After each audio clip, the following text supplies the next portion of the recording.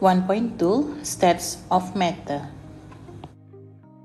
So in this video, we will be looking at comparison of general properties between solid, liquid, and gas. Let's take a look at the first one, arrangement of particles. So as we can see, for solid, the particles are packed closely together in orderly manner.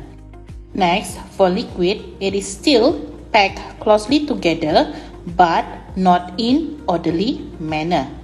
And finally, for gas, the particles are very far apart from each other and are in a random arrangement. So from the arrangement of particles, actually, we can predict the movement of particles in solid, liquid, and gas. For solid, the particle can only vibrate and rotate about their fixed position. Next, for liquid, the particles also can vibrate, rotate, and move throughout the liquid, and they will collide against each other. And finally, for gas, the particles also will vibrate and rotate, but they will move freely, and this will cause the collisions is greater. Next, let's take a look at the forces of attraction between the particles.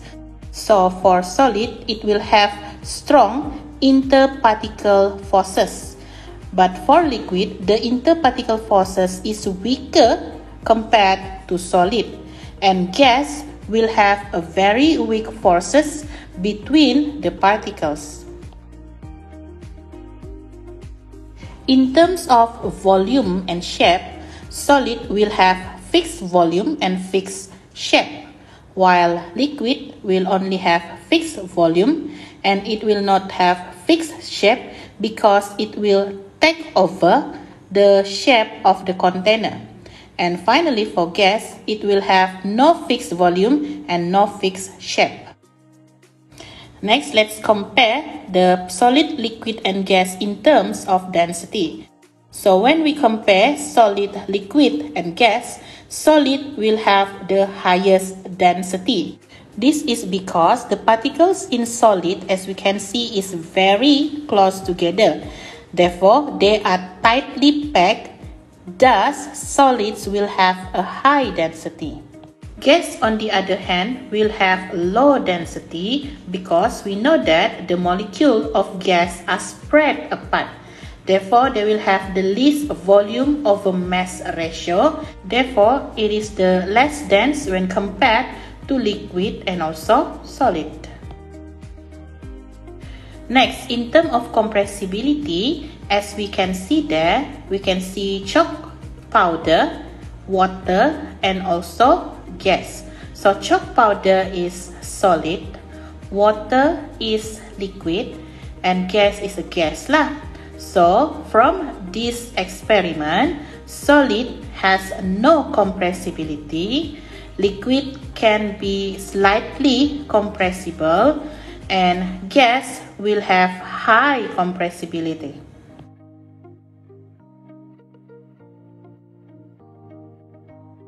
Next, let's continue on physical change. So physical change is an alteration of physical state of a substance that does not change its chemical composition. So maksudnya di sini hanya physical state sahaja yang bertukar, tapi chemical composition tidak akan berubah. Dalam erti kata lain, physical change ini juga boleh daripada segi perubahan size dan juga bentuk. So dalam case water, okay, water ni dia boleh bertukar jadi gas, dia boleh bertukar jadi solid dan balik bertukar menjadi water. So ini adalah apa yang kita panggil sebagai physical change, yang mana ianya disebabkan oleh proses heating ataupun cooling. Okay, so kalau kita lihat di sini, okay, solid ni dia boleh berubah menjadi gas, kita panggil proses tu sublimation. Gas bertukar jadi liquid, kita panggil proses tu condensation. Liquid bertukar menjadi solid, kita panggil dia sebagai freezing. Ataupun dia boleh solid bertukar jadi liquid, melting, liquid bertukar menjadi gas, evaporation, and then gas bertukar menjadi solid, deposition. Okey, contoh yang seterusnya, physical change. Katalah kita ada satu keping kertas. Satu keping kertas tu kita crumple dia, kita keronyok dia. Dia akan menyebabkan perubahan daripada segi bentuk. Dan bila kita potong-potong, dia akan menyebabkan perubahan daripada segi size. So, as I said earlier, changes in shape dan juga changes in size is also considered as physical change.